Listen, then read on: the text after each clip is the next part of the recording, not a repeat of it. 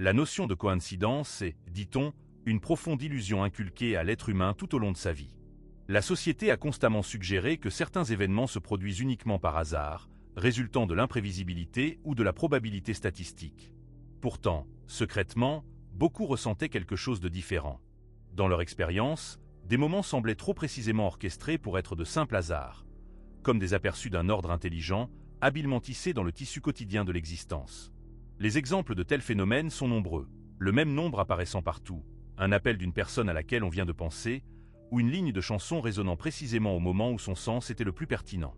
Et pourtant, les gens avaient tendance à ignorer ces sensations, car on leur avait appris à croire en l'absence de toute chose au-delà de la surface visible de la réalité. Mais, dit-on, ce quelque chose existe. Et il les a peut-être guidés tout ce temps. Ces moments, que l'on avait l'habitude d'appeler coïncidences, ne sont en réalité pas le fruit du hasard. Ils sont, dit-on, des messages, de subtiles allusions et des signes émanant d'une entité plus vaste, cherchant à établir le contact. Il ne s'agit pas ici de superstitions primitives ou d'une naïve pensée magique. L'essence réside dans la capacité à percevoir la réalité sous son véritable jour, comme un système vivant, conscient et en interaction continue. La question légitime se pose alors. L'être humain est-il enfin prêt à écouter ces signaux non-verbaux ? L'homme ne n'est pas aveugle au sens profond de l'existence. Dans son enfance, il remarquait avec une sensibilité étonnante les moindres détails. Les motifs formés dans les nuages, les figures étranges dans les ombres, ainsi que ces coïncidences bizarres qui le laissaient bouche bée. Il ressentait un émerveillement authentique, sans exiger d'explication rationnelle. Il percevait quelque chose sans en être informé logiquement. Cependant, avec le temps, cet instinct inné fut enfoui sous des couches d'influence extérieure. Progressivement, l'individu fut habitué à renoncer à croire en ce qui ne pouvait être mesuré ou prouvé scientifiquement. On lui inculqua qu'aucun signe n'existait et que percevoir des liens là où il n'y en avait objectivement pas était une simple distorsion cognitive, un biais, une déficience à corriger. Le système éducatif, en particulier l'école, formait une vision du monde comme un ensemble de faits solides et de règles inébranlables. La science, affirmait-on, fonctionnait exclusivement sur le principe de cause à effet. Si quelque chose ne pouvait être prouvé en laboratoire, c'était considéré comme irréel. En conséquence, l'homme cessa de faire confiance à ces moments qui lui chuchotaient l'existence de quelque chose de plus grand.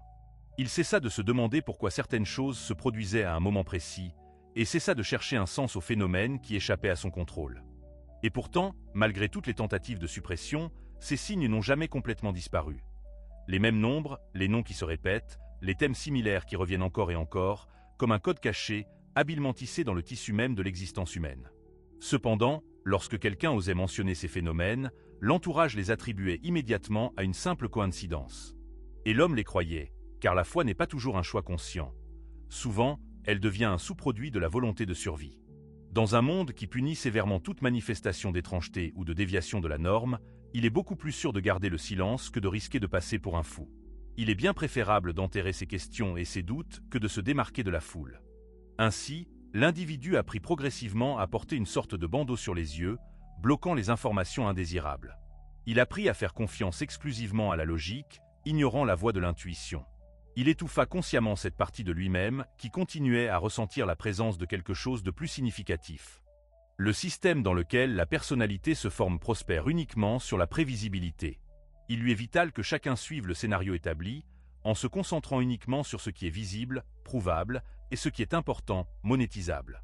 Si l'être humain commence à s'enfoncer dans les mystères de l'existence, s'il s'arrête pour réfléchir à des phénomènes impossibles à mesurer ou à expliquer rationnellement, il devient beaucoup plus difficile à contrôler. Et cela représente, bien sûr, un sérieux problème pour ceux qui aspirent au contrôle. C'est pourquoi l'individu a été délibérément entraîné à désactiver cette sensibilité interne, à cesser de faire confiance à cette profonde correspondance intérieure qu'il ressentait parfois. On lui a appris à rire des signes, les percevant comme de banales coïncidences, et à se moquer du concept de synchronicité. On lui a inculqué que ce n'était que son cerveau qui lui jouait des tours, créant des illusions. Cependant, la vérité, dit-on, est autre. Le cerveau humain ne le trompe pas. Au contraire, il cherche à éveiller sa conscience. L'individu n'imagine pas un motif. Il remarque, en fait, un code caché. Le concept de synchronicité n'était probablement jamais destiné aux masses, car, dès que l'être humain commence à percevoir le monde à travers ce prisme particulier, il cesse de suivre les règles acceptées.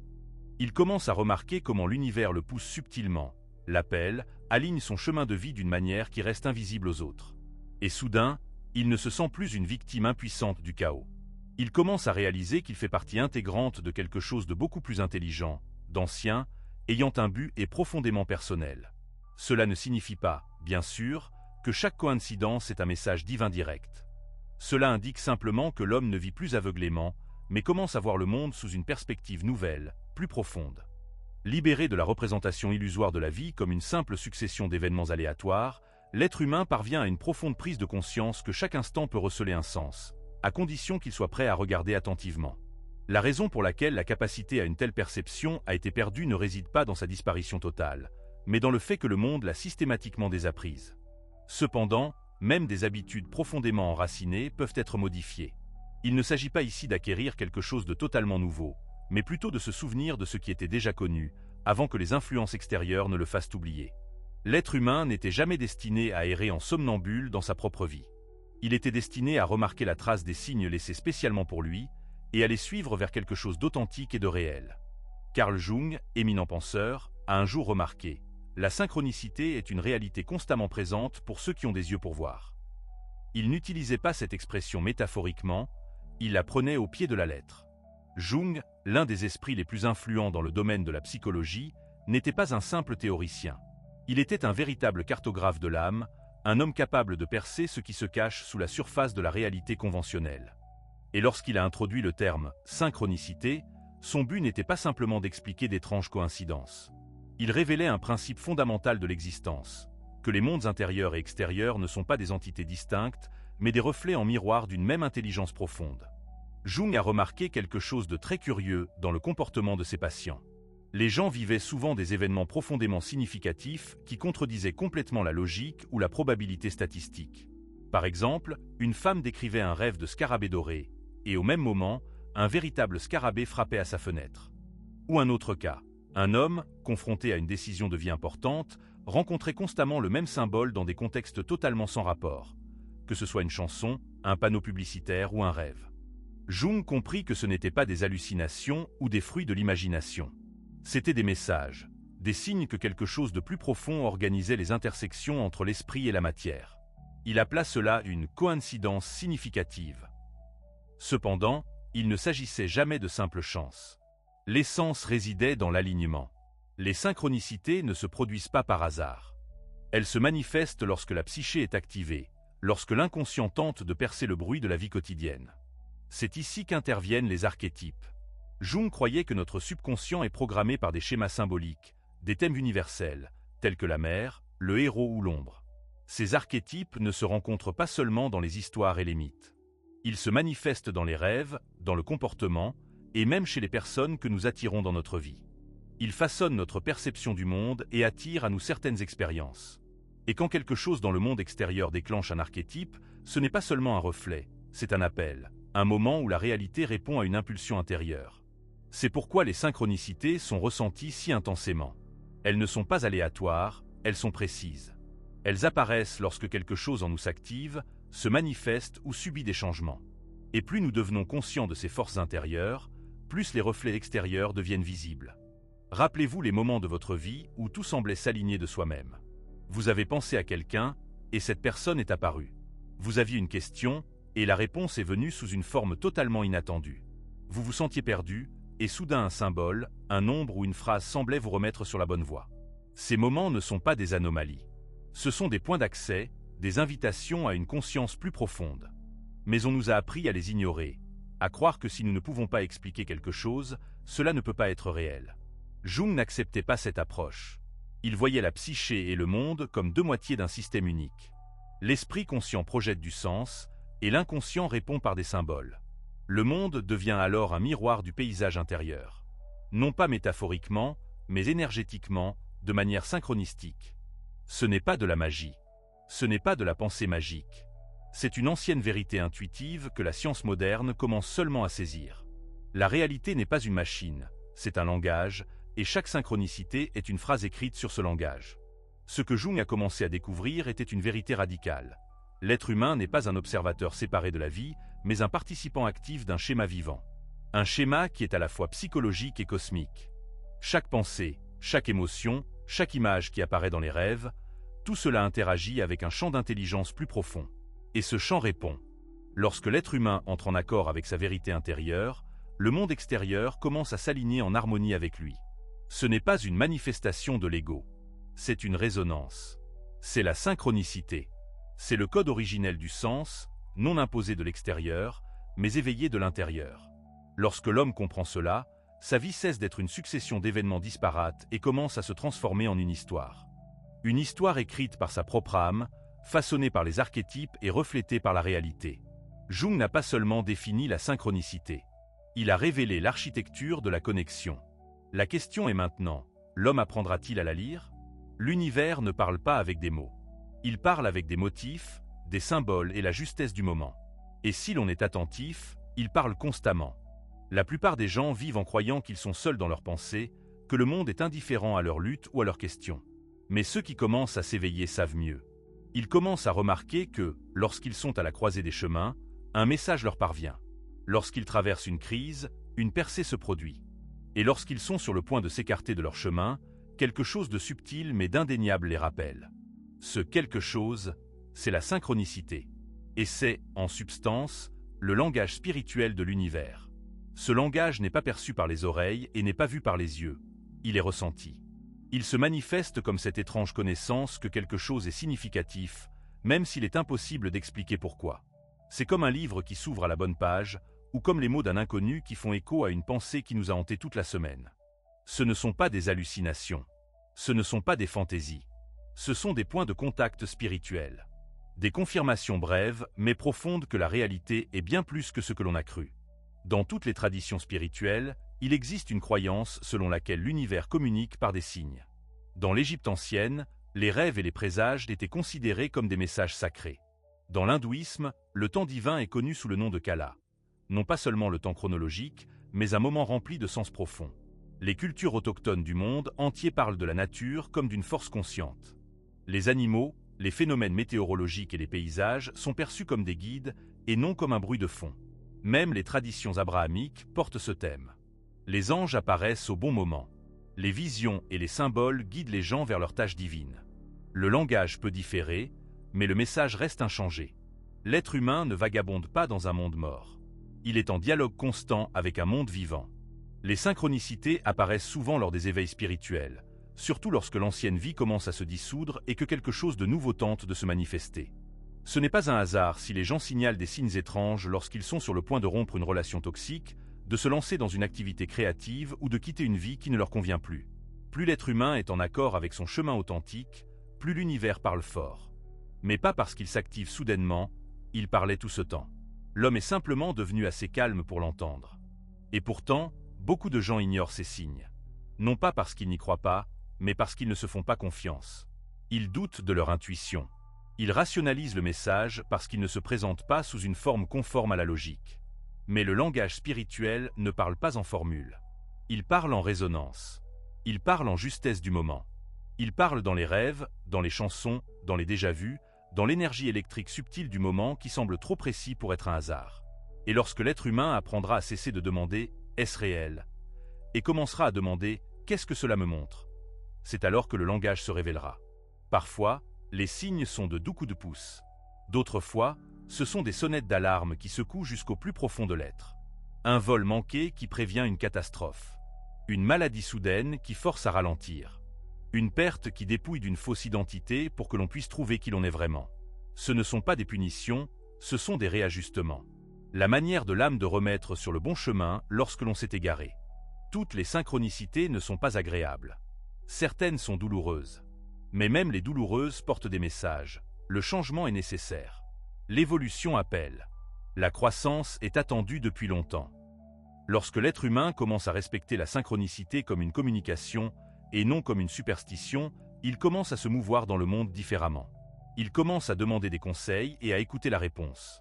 Il commence à réaliser que chaque jour, dans de grandes et petites manifestations, quelque chose de plus grand marche à ses côtés, chuchote à travers sa vie, arrange des moments qu'il n'a pas besoin de comprendre pour leur faire confiance. Et cette confiance devient sa boussole, non pas parce qu'elle garantit la sécurité, mais parce qu'elle le reconnecte à une intelligence plus profonde que la peur ne pourra jamais offrir. L'être humain n'était jamais destiné à parcourir ce chemin seul. Il était toujours destiné à danser avec l'invisible. Il était toujours destiné à se réveiller au milieu d'un jour ordinaire et à réaliser soudain qu'il n'avait jamais été ordinaire. La plupart des gens croient que le monde leur arrive simplement, que la réalité est une force externe, fixe et indifférente, et que tout ce qu'ils peuvent faire est de réagir. Mais cette croyance est une illusion qui les maintient dans un état d'existence passive. La vérité est beaucoup plus intime et beaucoup plus puissante. La conscience de l'être humain façonne sa réalité. Le monde extérieur ne reflète pas seulement des événements aléatoires. Il reflète l'être humain lui-même. Non pas le superficiel, non pas le masque qu'il porte pour traverser la journée, mais le véritable, celui qui se trouve sous le bruit. Les synchronicités ne sont pas des coïncidences. Ce sont des retours d'informations. L'état intérieur de l'être humain est toujours reflété, répété, confirmé ou contesté par l'univers qui l'entoure. Lorsque l'homme commence à réaliser que ses pensées, ses émotions et ses intentions ne sont pas seulement des expériences personnelles, mais des transmissions énergétiques, tout change. Il comprend pourquoi certaines personnes apparaissent à certains moments, pourquoi les mêmes situations se répètent jusqu'à ce qu'il apprenne la leçon, et pourquoi les moments de clarté semblent coïncider avec des percées extérieures. La frontière entre la coïncidence fortuite et la création intentionnelle commence à se dissoudre progressivement, et l'être humain cesse de se sentir un spectateur passif, entrant dans le rôle qu'il était toujours destiné à jouer, celui de participant conscient. Cela ne signifie pas que chaque pensée fugitive réorganise instantanément le monde autour de soi. Cependant, une attention soutenue, une énergie émotionnelle et un système de croyances agissent comme un puissant aimant. Ils influencent ce que l'on voit, ce que l'on remarque, ce que l'on attire dans sa vie et comment on interprète ce qui se passe. Si l'on est constamment concentré sur la peur, la vie reflètera des raisons d'avoir peur.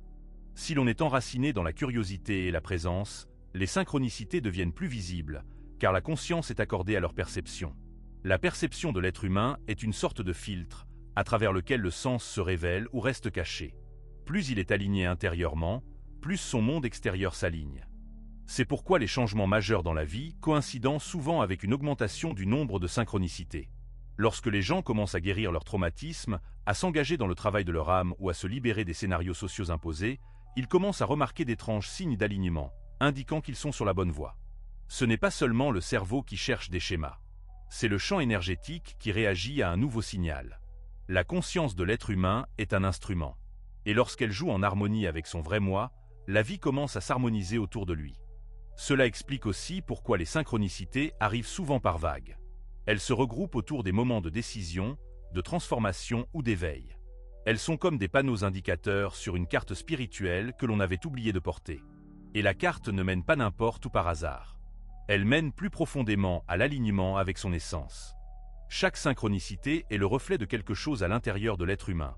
Un changement de croyance, la manifestation d'une vérité, la dissolution d'une peur. Lorsqu'il honore ces moments, il ne suit pas seulement des signes. Il entre en dialogue avec l'univers. Mais voici ce que la plupart des gens manquent. Si l'on ignore ces signaux assez longtemps, ils cessent d'apparaître. Non pas parce qu'ils n'existent pas, mais parce que l'on a émoussé sa conscience d'eux. Plus on les ignore, les nie ou les rationalise, moins ils deviennent accessibles. Les synchronicités exigent une participation. Ce ne sont pas des événements passifs. Elles sont interactives. Elles veulent de l'attention, de la réflexion, une volonté de changer, car c'est pour cela qu'elles sont là. Non pas pour divertir, mais pour faire évoluer. La conscience de l'être humain n'est pas un effet secondaire de sa vie. Elle en est l'architecte. Et la synchronicité est le langage qu'elle utilise pour montrer où les murs sont mal alignés ou la structure incomplète. Lorsque l'on commence à écouter ce langage, on cesse de courir après la clarté et on commence à la créer. On commence à vivre les moments non pas comme aléatoires, mais comme précis, parfaits, opportuns. Non pas par hasard, mais par résonance. Voilà pourquoi la présence est si importante. Parce que, lorsque l'on est distrait, réactif ou déconnecté, on manque les signes. Mais lorsque l'on est ancré et ouvert, on commence à voir comment tout est lié. La personne que l'on vient de croiser, la phrase que l'on a lue par hasard, l'impulsion que l'on a ressentie mais ignorée. Tout cela faisait partie de quelque chose de plus grand qui tentait d'attirer l'attention. La conscience n'est pas seulement dans l'esprit. Elle palpite à travers la réalité elle-même. Et lorsque la conscience de l'être humain commence à s'aligner sur ce rythme plus profond, la synchronicité devient sa boussole. Non pas seulement un signe de sens, mais une confirmation qu'il a commencé à marcher sur le chemin de la vérité. Pendant des siècles, la science et la spiritualité ont été confinées dans des pièces séparées. L'une s'occupait des faits, l'autre de la foi. Mais au cours des dernières décennies, ce mur a commencé à s'effondrer. Et au centre de cet effondrement se trouve la physique quantique, un domaine de recherche qui, ironiquement, semble plus mystique que tout ce que l'on pourrait entendre dans un temple. Parce que, lorsque l'on regarde la trame même de l'existence, lorsque l'on s'enfonce au-delà des atomes et dans le champ quantique, quelque chose d'extraordinaire se révèle. La réalité n'est pas solide. Elle n'est pas fixe. Elle n'est même pas locale. Elle est fluide, interconnectée et profondément réactive. En d'autres termes, tout ce que les traditions spirituelles chuchotaient depuis des milliers d'années, la science commence maintenant à le crier. L'une des idées les plus importantes en physique quantique est la non-localité. C'est le fait que deux particules, une fois liées, peuvent rester synchronisées, quelle que soit leur distance. Einstein a appelé cela une action fantôme à distance. Mais fantôme ou non, c'est réel. Changer une particule, et sa jumelle réagira instantanément. Même si elle se trouve à l'autre bout de l'univers, il n'y a pas de signal, pas de délai, pas de connexion physique. Seulement une corrélation instantanée qui brise tout ce que nous pensions savoir sur le temps, l'espace et la séparation. Et cela ouvre la porte. Si les particules peuvent communiquer sur de vastes distances, pourquoi pas les gens? Pourquoi pas les pensées? Pourquoi pas la conscience elle-même? La synchronicité commence à prendre un sens beaucoup plus profond à la lumière de ces découvertes. Lorsque deux événements apparemment sans lien se produisent avec une coïncidence significative dans le temps, ils pourraient ne pas être sans lien du tout. Ils pourraient être intriqués non pas par une connexion physique, mais par une résonance profonde. À l'instar des particules intriquées, les événements de notre vie sont capables de se refléter mutuellement non pas par cause à effet direct, mais par un champ invisible qui connecte tout ce qui existe.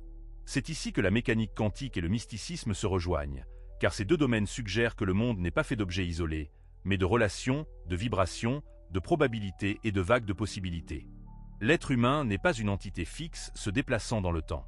Il représente un champ d'énergie et de conscience, interagissant avec un plus grand champ de potentiel. Et lorsqu'il change sa fréquence par la pensée, l'intention ou l'émotion, il ne change pas seulement ce qu'il ressent. Il change ce qui l'attire, il change ce qui le trouve. Les synchronicités ne sont alors pas des bugs dans la matrice. C'est la matrice qui se plie, s'ajustant aux changements intérieurs. C'est la réalité qui répond au monde intérieur de l'être humain, alignant les variables qu'il ne peut pas contrôler consciemment pour lui offrir une expérience qui brise son modèle de séparation. Et la physique quantique ne s'arrête pas là. Elle nous dit que le temps lui-même n'est pas ce que nous en pensons. Le futur et le passé peuvent exister simultanément comme différentes tranches d'un tout plus grand. Cela fait écho aux enseignements spirituels qui parlent du temps divin non pas comme quelque chose de linéaire, mais comme quelque chose de précis. Comme une fréquence qu'il faut accorder pour accéder à l'étape suivante. Avez-vous déjà eu l'impression d'être au bon endroit au bon moment? Comme si le moment vous attendait? Ce n'est pas une fantaisie. C'est la physique qui rattrape la vérité spirituelle. Même la célèbre expérience des deux fentes, où l'observation d'une particule modifie son comportement, indique quelque chose de radical. L'observateur ne fait pas que témoigner de la réalité. L'observateur l'influence. L'être humain ne fait pas que percevoir le monde, il participe à sa formation. C'est le fondement de la création consciente. Et c'est aussi le battement de cœur de la synchronicité. Lorsque l'observateur intérieur change, lorsque la conscience s'approfondit, lorsque les croyances se déplacent, lorsque la focalisation s'éclaircit, les événements extérieurs autour de l'être humain commencent à s'organiser différemment. Les pièces du puzzle commencent à bouger. Les motifs commencent à s'aligner. L'univers commence à parler. Mais voici le piège. Il faut être suffisamment éveillé pour le remarquer, car les synchronicités sont subtiles. Elles n'exigent pas l'attention. Elles l'invitent. Elles ne crient pas. Elles chuchotent. Et dans un monde dépendant du bruit, le silence devient sacré. L'immobilité devient une force. C'est là que l'être humain commence à remarquer ce que les autres manquent. C'est là que l'ordinaire commence à scintiller de sens. La science n'est pas là pour tuer le mystère. Elle commence à le confirmer. Le champ quantique n'est pas seulement théorique. C'est l'espace que l'on respire en ce moment même. Le même champ qui connecte les étoiles et les atomes, connecte les pensées et les résultats, les rêves et les événements, l'être humain et tout le reste. Et une fois cela compris, la synchronicité cesse d'être un simple hasard. Étrange. Elle deviendra naturelle, attendue, voire nécessaire. Car lorsque la physique rencontre le mysticisme, le message est clair. L'être humain est connecté bien plus profondément qu'on ne lui a jamais appris à le croire. Et la vie, aussi étrange que cela puisse paraître, lui prête attention.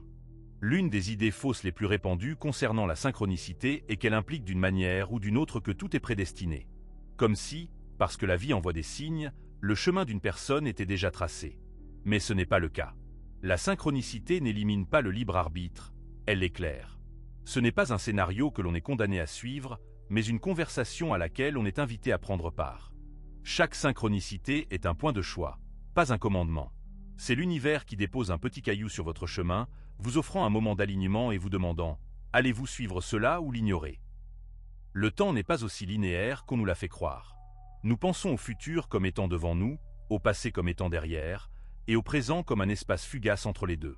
Mais les mystiques et les physiciens suggèrent tous deux que le temps est stratifié, multidimensionnel, un vaste champ plutôt qu'une ligne droite. Dans ce champ, l'âme ne se contente pas d'avancer. Elle interagit avec des schémas, des probabilités et des potentiels qui existent déjà.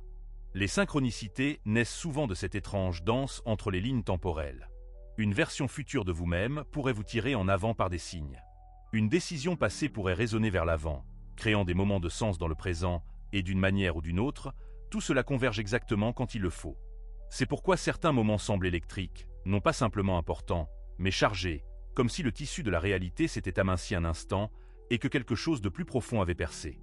Il peut s'agir d'une conversation qui semble tout changer, d'une rencontre qui paraît prédestinée, ou d'une coïncidence si précise qu'un frisson vous parcourt le corps. Ce ne sont pas des accidents. Ce sont des seuils, des points dans le temps où votre âme s'aligne avec le chemin qu'elle cherchait à emprunter. Et à ces moments-là, vous n'êtes pas contraint, vous êtes invité. Le libre arbitre reste au centre de tout cela. Vous pouvez ignorer les signes. Vous pouvez vous détourner. Vous pouvez rationaliser, reporter, balayer, et l'univers ne vous en punira pas. Mais il ne cessera pas non plus d'essayer. Il continuera à vous pousser. Il continuera à réorganiser le décor. Il continuera à placer des signes sur votre chemin jusqu'à ce que vous vous arrêtiez enfin et demandiez « Qu'est-ce que cela essaie de me montrer ?» Et quand vous le ferez, tout changera, car votre conscience est la clé qui déverrouille le schéma. Le destin n'est pas un résultat fixe. C'est une fréquence. Ce n'est pas un chemin rigide, mais une résonance. Lorsque vous vous rapprochez de qui vous êtes vraiment, vous commencez naturellement à vous aligner avec les personnes, les opportunités et les événements qui correspondent à cette vibration plus profonde. La synchronicité augmente non pas parce que quelque chose d'extérieur tire les ficelles, mais parce que vous vibrez enfin en harmonie avec votre propre vérité. Vous ne nagez plus à contre-courant. Vous avez commencé à nager avec lui. Pensez au moment de votre vie où tout semblait se mettre en place sans effort. Quand les portes s'ouvraient sans contrainte, quand l'aide arrivait avant même que vous ne la demandiez. Quand un choix, aussi risqué soit-il, semblait étrangement juste. Ces moments ne sont pas aléatoires. Ce sont des signaux, la preuve que vous agissez en accord avec le dessein de votre âme. Et plus vous vous alignez sur ces moments, plus ils commencent à se multiplier. Mais ne confondez pas la facilité avec la passivité. La synchronicité exige toujours quelque chose de vous. Elle vous demande de choisir, d'être conscient, de faire le saut, même quand cela n'a pas de sens. Parfois, le signe viendra, mais c'est à vous de décider de le suivre. Il ne s'agit pas de passivité face au destin, mais d'une participation active à un dialogue avec l'univers. C'est ce qui rend la synchronicité si puissante. Elle ne supprime pas la responsabilité, elle l'amplifie. Quand vous réalisez que la vie vous parle à chaque instant, vous comprenez que vous n'attendez pas d'être sauvé. Vous êtes invité à co-créer. C'est là que le destin et le libre arbitre se rencontrent, non pas en opposition, mais en harmonie. Le destin fixe les coordonnées, le libre arbitre choisit l'itinéraire. Et la synchronicité est la lumière clignotante qui vous dit que vous êtes sur la bonne voie. Quand vous apprenez à faire confiance à ces signaux, non pas comme des réponses, mais comme des alliés, vous commencez à marcher sur un chemin qui ne ressemble pas à une errance, mais plutôt à un souvenir. Car quelque part, au plus profond de votre être, vous savez déjà où vous êtes censé aller. Les signes vous aident simplement à y arriver. Il y a des moments dans la vie qui ressemblent à des points de contrôle, comme si vous aviez atteint une étape importante dans un voyage dont vous n'aviez même pas conscience. Vous vous arrêtez, même intérieurement, et vous sentez quelque chose se déclencher, une reconnaissance silencieuse, une étrange clarté. Parfois, c'est la fin d'un cycle, parfois le début d'un nouveau. Mais dans tous les cas, cela ne semble pas être une coïncidence. Cela ressemble à une guidance. Ce n'est pas une illusion. C'est l'âme qui parle à travers la synchronicité. Ces moments ne sont pas aléatoires. Ils font partie du système de navigation intégré à votre vie. Si vous êtes attentif, ils vous mèneront exactement là où vous êtes censé être. Les synchronicités de points de contrôle sont celles qui perturbent le rythme habituel. Elles surviennent souvent lorsque vous avez dépassé quelque chose, mais n'êtes pas encore entré dans la phase suivante. Une carrière qui semblait autrefois épanouissante commence à paraître vide. Une relation commence à s'effilocher, ou des routines, autrefois confortables, ressemblent maintenant à une cage. Vous essayez d'avancer, mais tout ralentit. Rien ne coule. Et juste au moment où vous êtes sur le point de forcer quelque chose ou d'abandonner, cela se produit. Un appel téléphonique, une phrase entendue par hasard, une rencontre fortuite, un livre que vous prenez sans savoir pourquoi. Et à ce moment-là, quelque chose en vous change. Le signe n'était pas bruyant, mais clair. Et pour un court instant, vous vous souvenez qui vous êtes. Ces synchronicités de points de contrôle ne sont pas seulement réconfortantes, elles sont précises. Elles arrivent exactement au moment où vous en avez besoin. Ni avant, ni après. Elles sont synchronisées avec la croissance de votre âme et non avec l'emploi du temps de votre ego. Et souvent, elles s'accompagnent d'un choix. Continuer à répéter l'habituel ou s'aventurer dans l'inconnu. Les signes ne vous forceront pas. Ils vous offriront simplement un miroir, une carte ou un message. Et la décision vous appartient. Mais si vous avez écouté, vraiment écouté, vous saurez quoi faire. Ce qui rend ces événements puissants, c'est qu'ils sont à la fois externes et internes. Le monde extérieur transmet quelque chose, un symbole, une séquence, un visage, et cela se dépose en vous comme une révélation. Vous sentez que la réalité vous a reconnu, non pas d'une manière qui aurait du sens pour les autres, mais d'une manière qui a du sens pour vous. C'est parce que ces signes parlent le langage de votre propre conscience. Ils n'ont pas besoin d'être universels. Ils doivent être personnels. C'est ainsi que vous savez qu'ils sont réels.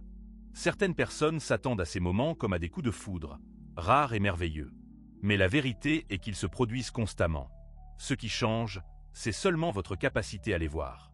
Plus vous développez votre conscience de soi, plus vous maîtrisez le langage de la synchronicité. Vous commencez à reconnaître des schémas qui semblaient autrefois invisibles. Vous cessez d'avoir besoin de certitude et commencez à faire confiance à l'alignement. Et lorsque ce changement se produit, les signes n'apparaissent pas seulement dans les moments de crise. Ils deviennent un rythme quotidien, un doux murmure sous le bruit, vous ramenant à la maison. Imaginez votre vie comme une carte conçue par votre âme. Non pas une carte avec des routes fixes et des destinations rigides, mais une carte dynamique qui s'ajuste en temps réel à mesure que vous grandissez, choisissez et vous éveillez. Les synchronicités sont vos points de repère. Elles ne vous disent pas où aller pas à pas, mais elles vous montrent où vous êtes. Et parfois, c'est tout ce dont vous avez besoin. Une confirmation, un signe cosmique, un moment qui dit « oui, c'est le chemin ». Dans un monde obsédé par la logique et la certitude, ces confirmations subtiles semblent magiques. Mais ce n'est pas de la magie. Ce sont des rappels de votre direction, de votre alignement, de votre connexion à quelque chose de plus grand que vous-même. Et voici la partie la plus importante. Plus vous agissez selon ces signes, plus ils deviennent forts. Non pas parce que l'univers vous récompense, mais parce que vous avez aligné votre conscience. Vous avez dit « oui » au dialogue. Vous avez commencé à marcher avec la vie, et non contre elle. Et la vie répond. Elle répond toujours. Parce que vous n'avez jamais été destiné à trouver votre chemin par la force. Vous étiez destiné à le trouver par la conscience, par la résonance, par des moments qui peuvent sembler insignifiants pour le monde extérieur, mais qui sont tout pour votre âme. La synchronicité n'est pas quelque chose que vous poursuivez, mais quelque chose que vous remarquez. Elle est déjà là, tissée dans le tissu de votre vie, comme un fil caché, attendant d'être vue. Mais la plupart des gens la manquent parce qu'ils sont trop distraits, trop occupés, trop enfermés dans leurs pensées pour entendre le doux murmure sous le bruit. Pour vraiment expérimenter la synchronicité comme une force directrice, vous devez vous accorder, comme un instrument. Vous devez ralentir, vous calmer et commencer à prêter attention d'une manière que la plupart des gens ont désappris. Ce n'est pas de la superstition, c'est de la conscience. Et la conscience est une compétence qui demande de la pratique. Plus vous la développez, plus les signes commencent à parler. Tout commence par la présence. Les synchronicités ne vivent pas dans le passé et n'attendent pas dans le futur. Elles arrivent dans le présent. Donc, si votre esprit court constamment en avant ou s'attarde sur le passé, vous les manquerez. La première étape est de vous reconnecter à l'endroit où vous êtes. Non pas là où vous pensez devoir être, non pas là où tout le monde va, mais simplement ici et maintenant.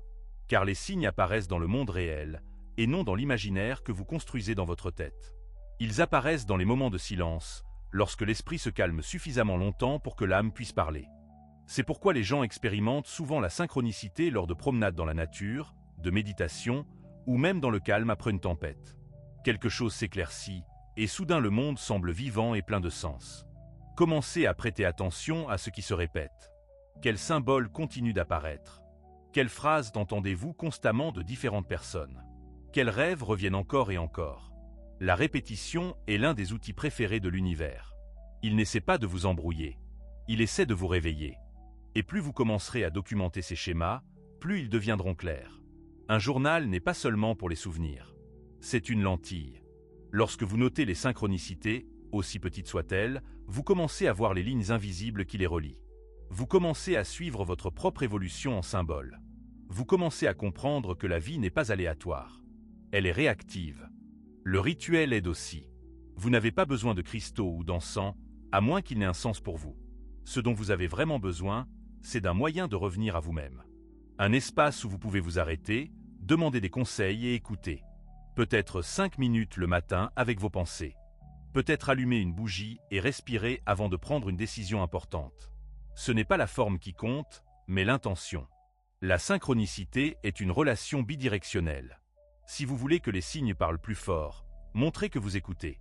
Et ne sous-estimez pas le pouvoir de la demande.